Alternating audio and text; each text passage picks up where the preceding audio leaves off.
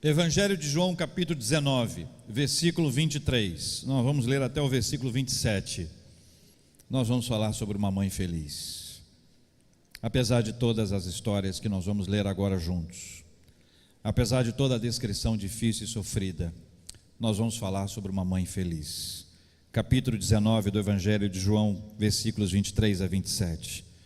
Os soldados, pois, quando crucificaram Jesus, tomaram-lhe as vestes e fizeram 4 partes, para cada soldado uma parte. E pegaram também a túnica. A túnica, porém, era sem costura, toda tecida de alto a baixo.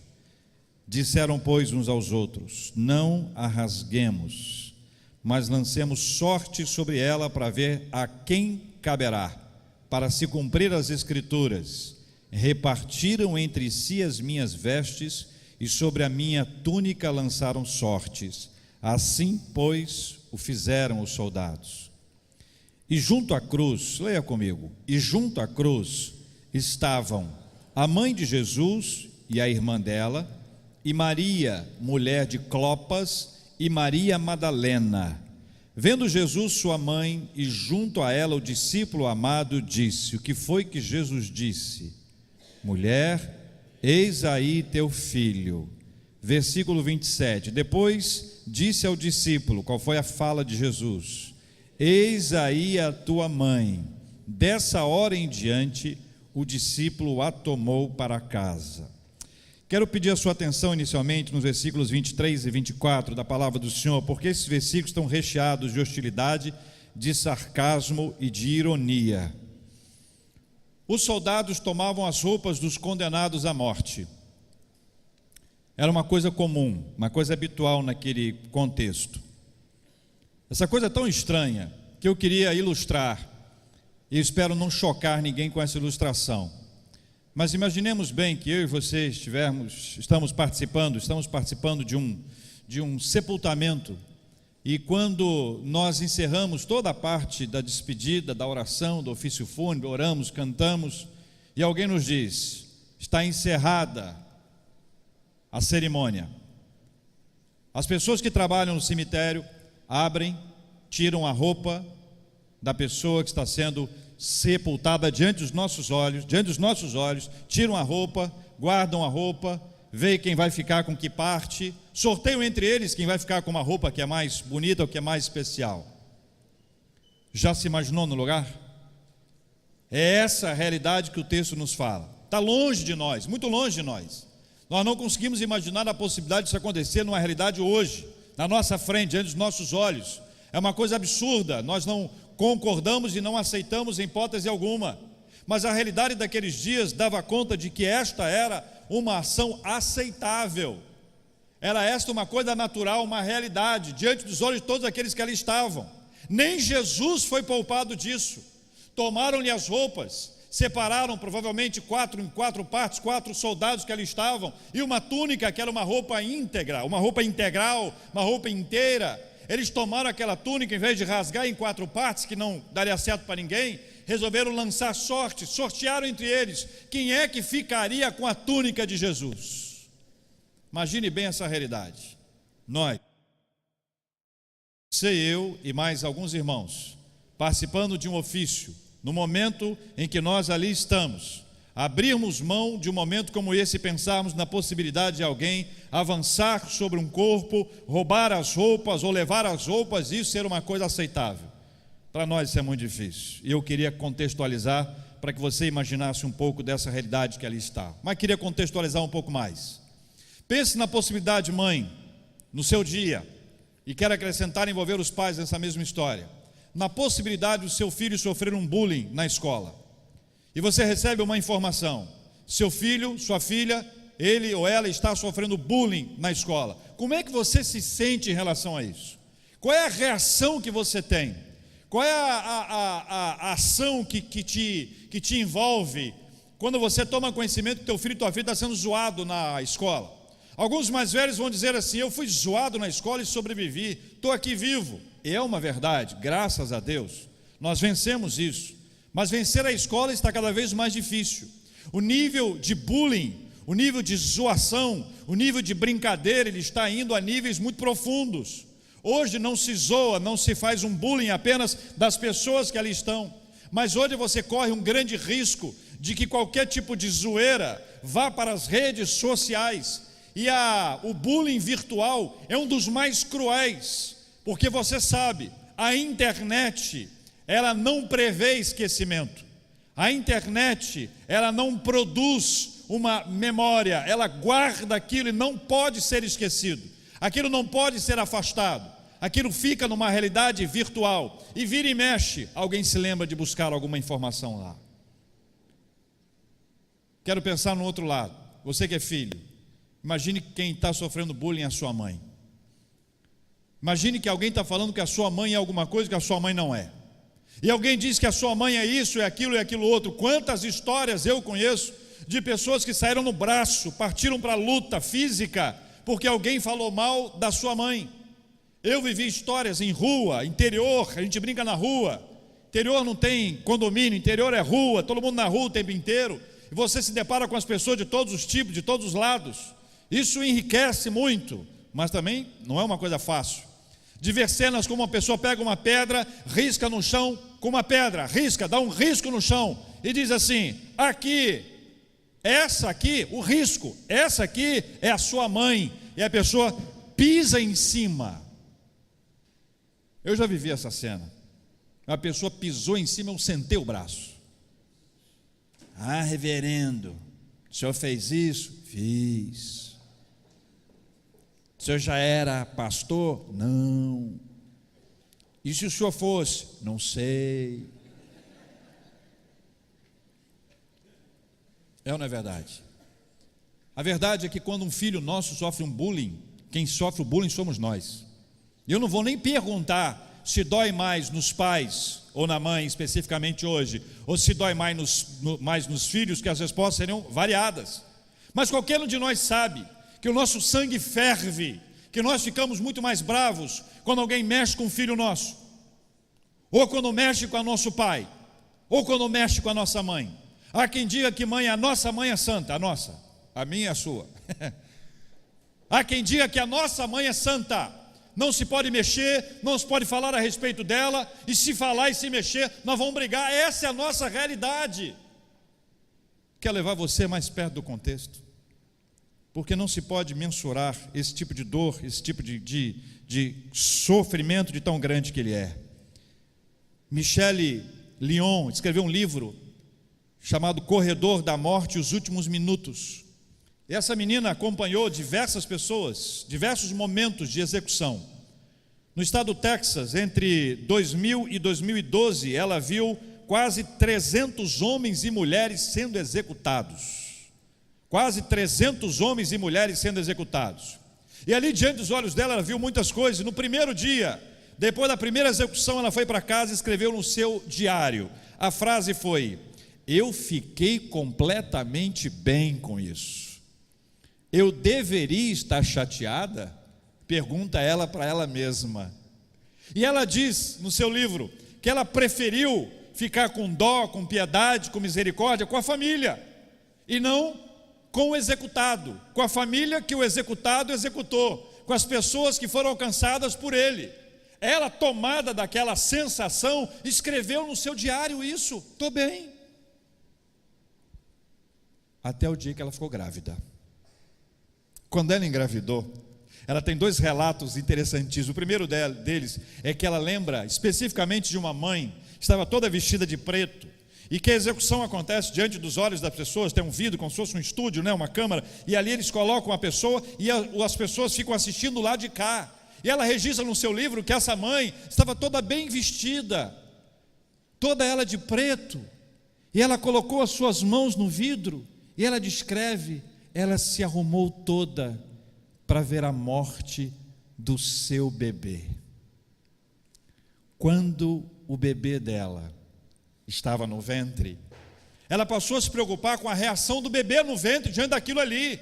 Ela ficou com medo da sua criança, que era uma menina, que a sua criança ouvisse os gritos do executado, sua última fala, seu grito de misericórdia, ou que ela pudesse perceber que as mães que ali estavam, a família que ali estava, gritava, batia no vidro, pedia misericórdia, clemência, e ainda assim a execução acontecia. Entre a primeira frase dela, fiquei bem com isso, e o restante do que aconteceu com ela, à medida que ela foi engravidando e foi sentindo a gravidez dentro dela, toda a gestação e o crescimento da sua filha, houve uma mudança profunda. Alguma coisa de especial acontece quando você gera uma criança, quando você tem um filho, quando você tem uma filha. A Bíblia não faz nenhum relato específico sobre o sofrimento de Maria. Eu acho que não precisava. Não diz que Maria sofreu muito, mas eu acho que não precisava dizer isso. Não diz que Maria chorou, que Maria soluçou, que Maria sentiu dores, porque não é necessário dizer isso. Isso é absolutamente óbvio, e fica mais claro quando no texto diz que ela estava junto à cruz. O texto relata que Maria estava junto à cruz, e junto à cruz era o lugar mais próximo que ela podia estar. Se soltasse Maria, ou permitisse que ela se aproximasse um pouco mais, imagino eu, que Maria estaria junto aos pés de Jesus Cristo. Junto à cruz era o lugar mais próximo, onde ela poderia estar.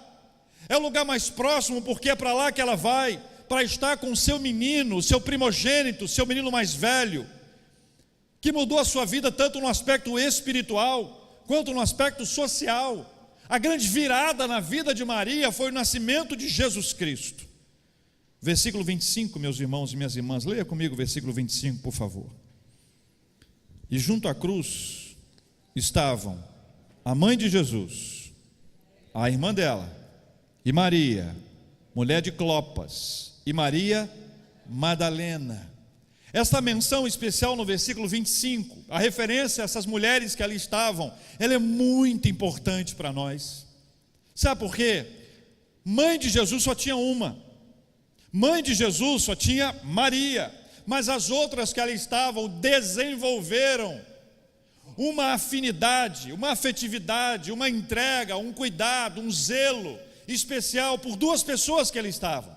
A primeira, não resta dúvida, é Jesus Cristo. Elas estavam ali por causa de Jesus Cristo, estavam ali pelo que Ele fez, pelo que Ele realizou, pela sua palavra, pela sua pregação, pela sua fala. Jesus não traz uma palavra qualquer, Jesus não prega para nós filosofia, Jesus não é o maior filósofo que já existiu, Jesus não foi o maior psicólogo que já existiu. A fala de Jesus não é para nos dar um alento, não é para produzir uma paz superficial. O Evangelho de Jesus Cristo, a palavra dele é para mudar a nossa história, é para mudar a nossa vida. Jesus, quando chega na vida de alguém, a vida desse alguém é transformada, a vida dessa pessoa é totalmente mudada pelo poder da sua palavra. É por isso que a Bíblia diz que o Verbo se fez carne e habitou entre nós. O Verbo, a palavra, é a palavra que muda a nossa vida. Vou fazer para você um desafio sobre Jesus Cristo. Ouça mais. Ouça mais Jesus Cristo. Ouça menos a sua própria voz. Ouça menos o seu próprio coração. Ouça a voz de Jesus Cristo. Ele está falando com a gente todos os dias. A sua palavra está aqui acessível para todos nós. Ele vem ministrar a nossa vida de uma forma maravilhosa. O Senhor Jesus Cristo é aquele que fala. O Senhor Jesus Cristo é aquele que nos traz o ensinamento, a instrução. A sua palavra muda a nossa vida, como mudou a vida dessas mulheres que aqui estavam. Mas havia um outro motivo para elas estarem ali. E outro motivo era Maria. Elas estavam lá por causa de Jesus, mas elas estavam lá também por causa de Maria. E aqui abre-se uma janela extraordinária, que é a janela da misericórdia, é a janela do consolo, é a janela do abraço, do acolhimento, do afeto. Essa janela que aqui está, é uma janela que a igreja tem que aprender o tempo inteiro. A igreja tem que aprender, nós como igreja temos que aprender o tempo inteiro, porque elas estavam lá na morte de Jesus Cristo, por causa de Jesus Cristo e também por causa de Maria. E são 3 as outras mulheres mencionadas. A primeira dessas mulheres mencionadas, além de Maria, é a irmã de Maria. O evangelista Marcos diz que a irmã de Maria chamava-se Salomé. Salomé era mãe de Tiago e de João. João, autor desse evangelho. A outra que ali estava era Maria, mulher de Clopas. Algumas versões chamam de Cleopas, que seria a mãe de Tiago, o menor, e de José. E a terceira, além de Maria que ali estava, era Maria Madalena, uma pessoa que foi alcançada pelo evangelho de maneira maravilhosa e extraordinária. Maria Madalena é o retrato da graça do Senhor. Diz a Bíblia que dela foram expulsos 7 demônios. Era uma pessoa que era possuída pelo diabo e foi resgatada pelo poder e a graça do Senhor Jesus. Elas estavam lá por causa de Jesus, mas elas estavam lá também por causa de Maria. Elas perceberam que era uma hora muito difícil para ela. E quando a gente tem uma hora difícil, o que a gente mais precisa é gente que nos ama perto da gente. Às vezes não precisa de uma palavra, só a presença.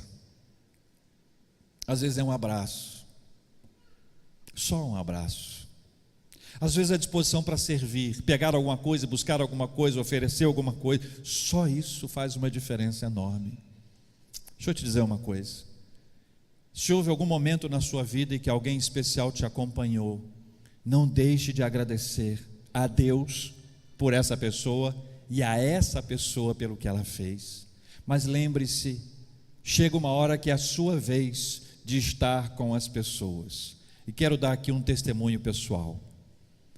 Deus me deu um avô paterno muito crente, um verdadeiro anjo. Eu diria que ele era um angel. Valério era um homem de Deus, um presbítero maravilhoso, um pregador da palavra, cantava no coral, participava das ações, mas era um exímio visitador. Presbítero Valério visitava todos os enfermos. Presbítero Valério visitava as pessoas nas suas casas. Interior é mais fácil. Ele visitava todas as pessoas. Todo mundo já havia recebido uma visita do Valério. Eles diziam: presbítero Valério foi na minha casa. Aí o presbítero Valério adoeceu.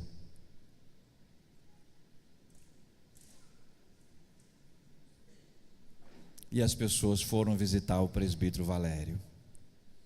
As pessoas iam visitar o presbítero Valério de maneira organizada, ordeira, organizava os dias, os horários, para que ele não ficasse sem visita. Ele visitou, foi visitado. No final da sua vida ele não podia mais sair de casa, perdeu a visão. A igreja colocou na casa dele uma linha, uma LP, para que ele pudesse receber da casa dele os cultos.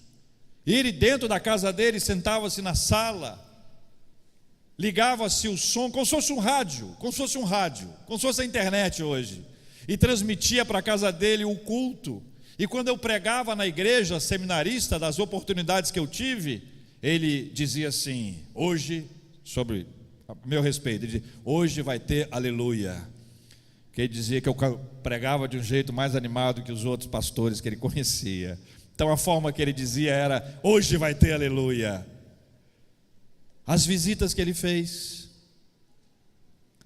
as visitas que ele recebeu. Se ninguém te visitou, visite. Se ninguém te ligou, ligue. Se ninguém te buscou, busque. Há uma geração em nosso meio, não na nossa igreja, graças a Deus, mas no Afeganistão tem muito isso. Uma geração de pessoas que só reclamam, não doam, só querem receber, mas não doam absolutamente nada. Nós precisamos viver um tempo de igreja em que as pessoas vão visitar, ainda que não sejam visitadas, que liguem, ainda que ninguém ligue para elas, que vão buscar as pessoas, ainda que eles mesmos nunca tenham sido buscados. Esse mimimi que se espalha por aí tem produzido um sem número de pessoas extremamente melindrosas, que acabam não realizando a obra do Senhor, Eu olhei para esse texto e Deus falou comigo: olha, elas estavam ali também por causa de Maria. Elas queriam consolar uma mãe que chorava, elas queriam estar junto com uma mãe que sofria numa hora mais pesada e difícil da sua vida.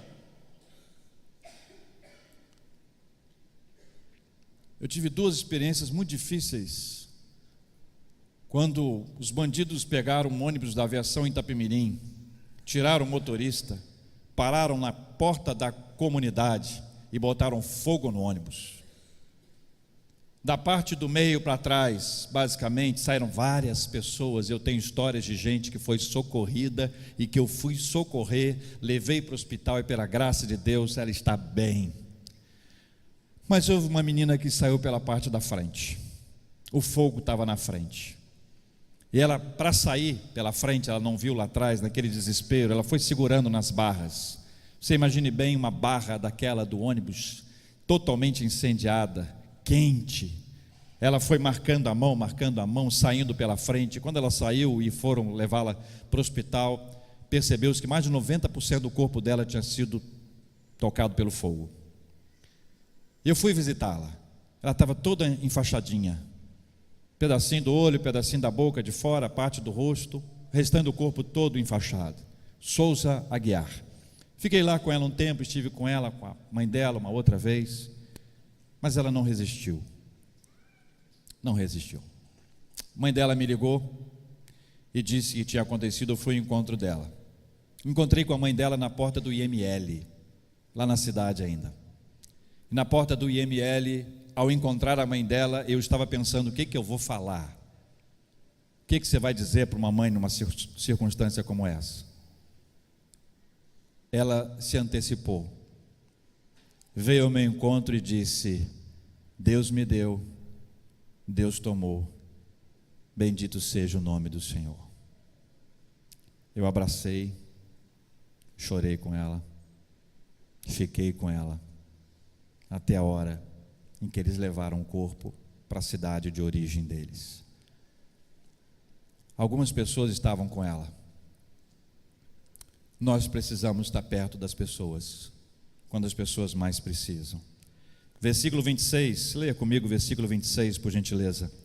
Vendo Jesus, sua mãe, e junto a ela o discípulo amado, que disse Jesus Cristo: mulher, eis aí o teu filho. Jesus estava crucificado, gente. Ele já tinha passado por tanta coisa ruim. Ele já tinha sido chicoteado de todas as formas. Ele já tinha sido, colocaram dele uma coroa de espinhos, espinhos para dentro e não espinhos para cima, como a gente faz em teatro. Ele já tinha sido massacrado por todos os lados. Emocionalmente ele estava totalmente partido. Espiritualmente, a Bíblia já conta anteriormente que ele estava no Getsêmani suando gotas de sangue, uma pressão extremamente forte, mas ainda assim ele teve a perspectiva de olhar para ela, de lá da cruz, naquele momento fatídico e difícil da sua vida, e enxergar a sua mãe, e dirigir a ela uma palavra, ver a sua mãe, olhar para ela. Não dá para imaginar qual foi o olhar dele, mas quando ele diz isso, eu quero lembrá-los que essa é uma palavra extremamente carinhosa da parte dele. Jesus foi muito carinhoso com ela. A expressão mulher, eis aí o teu filho, me lembrou a expressão do mesmo Evangelho de João, capítulo 2, versículo 4, quando da transformação da água em vinho, em Caná da Galileia, quando Maria vai até Jesus e pede a ele uma intervenção, ele diz: mulher, que tenho eu contigo, ainda não é chegada a minha hora. E algumas explicações são importantes para esse texto. Primeiro, que essa palavra mulher, ela tem uma ideia de uma palavra carinhosa, uma palavra graciosa, alguma coisa como senhora, alguma coisa como querida mamãe. A tradução que nós temos aqui parece até que é uma coisa áspera, uma coisa fria, mas é a ideia de uma palavra doce, carinhosa, que Jesus fala com ela. Jesus consolava as pessoas. Jesus chegou a dizer que bem-aventurados são os que choram, porque eles serão consolados. A palavra de Jesus para ela é uma palavra de consolo. Jesus queria que ela entendesse uma coisa muito importante, que era muito difícil para ela entender, em razão das repetições que isso acontece no texto. Jesus queria que ele fosse visto por ela não mais como Jesus, o seu filho, mas como Jesus, o seu Salvador. E como Jesus, o seu Salvador, ele teria que morrer. Quando ele diz mulher, eis aí o teu filho, ele não está transmitindo a maternidade, não uma migração da maternidade. Ele está dizendo para ela assim: olha, mamãe, você tem que me olhar como seu Senhor, como seu Salvador. Eu preciso me entregar. Não sofra como se eu fosse somente o seu filho. Me veja também como seu Senhor. Me veja também como seu Salvador. E agora, como Senhor e Salvador, eu preciso dar a minha vida por você. E nós lembramos do Evangelho de Mateus, capítulo 1, versículo 20 a 23, quando Maria recebeu a declaração do anjo sobre a missão de Jesus Cristo. Eu vou ler para vocês. O anjo do Senhor apareceu a ela dizendo que ela dará à luz um filho, lhe porás o nome de Jesus, porque ele salvará o seu povo dos pecados deles. A descrição que esse texto nos traz é de que não haveria salvação se não houvesse um Salvador, e o Salvador era Jesus Cristo. E para que ele fosse o Salvador, ele teria que dar a vida pelas suas ovelhas. É esse o princípio que a palavra de Deus foi estabelecida. O Senhor Deus enviou Jesus Cristo com esse objetivo, com esse fim. Jesus não queria que Maria sofresse mais do que ela já estava sofrendo. Ele apontava para ela uma nova perspectiva, mas ao mesmo tempo ele não queria deixá-la sozinha. Por isso, quando ele diz assim: mulher, eis aí o teu filho, ele está dizendo assim: olha, João está aí, ele vai ficar com você. E eu, na minha interpretação, espero não estar indo além do texto, eu diria: ele também precisa de você. Mais adiante, João perde o seu irmão Tiago, morto ao fio da espada. Maria estava junto com ele. Maria cuidou, abençoou, sustentou. Quando João foi ser pastor em Éfeso, Maria foi com ele para Éfeso também. Maria se tornou aquela que o acompanhou da mesma forma que acompanhou a Jesus Cristo, ainda que à distância, durante todo o seu ministério. Nada acontece por acaso, meus irmãos. Nada acontece por acaso. Versículo 27, finalizando, diz a Bíblia: depois disse ao discípulo, a João: eis aí a tua mãe. João estava com a mãe dele ali, Salomé, mas agora ele teria uma outra mãe, Maria. O que me abre a porta para entender que você pode ter a mãe que te gerou e outras mães perto de você. Por isso eu encorajei e quero encorajá-lo sempre a reconhecer aquelas que foram maternais com você ao longo da sua história, aquelas que exercitaram a maternidade, que cuidaram de você, que te ajudaram, que te apoiaram, que te encorajaram. Quantas mães você poderia listar na sua vida de pessoas que foram especiais? Quero honrar um nome, quero honrar o nome de uma pessoa, uma irmã chamada Dora, Maria Auxiliadora, Dora. E Dora era uma pessoa muito querida, mãe de 3 filhos, e que na casa dela cabiam outros filhos, marmanjos mais velhos como eu, e os outros que iam comigo, para você ter uma ideia. E quero relatar para vocês uma única cena. Numa daquelas noites que nós íamos para a casa deles, Dora preparou para aqueles que me antecederam, eu não estava lá ainda, uma macarronada maravilhosa. E eles se fartaram na macarronada. Cheguei depois. Quem chega depois? Ela me disse: JR, você jantou? Eu acho que era uma pergunta retórica para mim. Não na pergunta que ela esperava a resposta, porque ela já sabia a resposta. A resposta era sempre: claro que não. Ela disse: fiz macarrão para os meninos, mas acabou. Você se importa de comer um filé mignon? Hein? O que eu disse? O que você acha que eu disse? Não, hoje passa, hein? E quando os meus amigos sentiram o cheiro do filé mignon e não da macarronada, todos foram à cozinha para saber o que tinha acontecido. E ela, com aquele olhar maternal, disse: vocês já comeram, agora é a vez do JR. O que eu disse? O que o meu avô disse que ia ter na igreja quando eu pregava. Aleluia! Ela foi uma mãe para mim. Ela cuidou de mim em vários momentos. Foi um momento, vários momentos. Coisas simples, detalhes, coisas que você observa que uma pessoa faz. E o bom da maternidade é que até homens podem ser um pouquinho de mães. Podem exercer a maternidade numa hora específica, cuidar dos seus filhos, cuidar dos filhos dos seus filhos, cuidar dos seus amigos como se fosse uma mãe. E alguns têm esse duplo ministério. Quero terminar afirmando a vocês que Jesus cuidou de Maria. E esse cuidado de filho deve ser espelhado hoje por nós para as nossas mães. Não abandone a sua mãe. Não abandone a sua mãe. Não deixe a sua mãe de lado. Ainda que ela seja isso, aquilo outro, que você deve ter uma lista de coisas para dizer a respeito dela. Trabalhando com adolescentes durante muitos anos, eu ouvi adolescentes dizerem frases do tipo: minha mãe é muito chata. Ou frase do tipo: minha mãe é uma mala. E quando alguém dizia para mim: minha mãe é uma mala, eu disse: se sua mãe é uma mala, você é o quê? E as respostas iam de frasqueira a pochete. Eu vou pela lógica.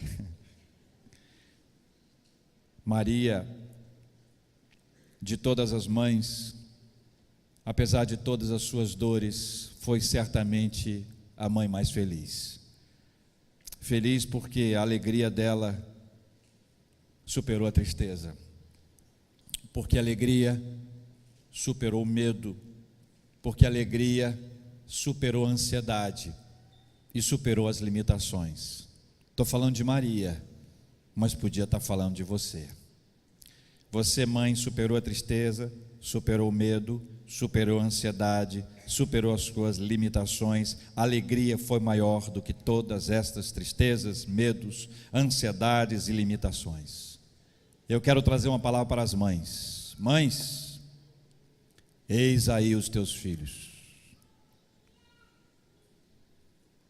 Filhos, eis aí as tuas mães. Vamos orar?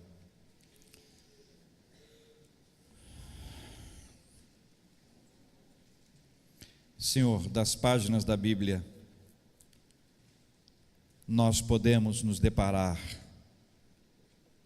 com um momento muito difícil da vida de Jesus e muito difícil da vida de sua mãezinha, Maria. As dores daquele instante só puderam ser superadas pela bênção do Senhor e graça do Senhor. E nós pedimos que esta bênção repouse sobre a vida de cada um de nós. Cuida das nossas mãezinhas. Cuida das nossas mãezinhas, aquilo que nós não podemos fazer. Cuida daqueles que hoje sofrem com saudade. E dê a eles a bênção de externar o seu carinho de filho, de filha, para outras mãezinhas que estão pertinho deles e que às vezes eles não percebem. Dá-nos a bênção de estarmos juntos quando outros precisam de nós, exercitando a nossa maternidade com os que sofrem, com os que choram. Abre-nos a visão e dá-nos um coração segundo o teu coração, para vivermos a realidade de mães felizes, apesar de toda a tristeza, de toda a ansiedade, de todo o medo e de toda a limitação. Nós oramos em nome de Jesus, o nosso Senhor. Amém.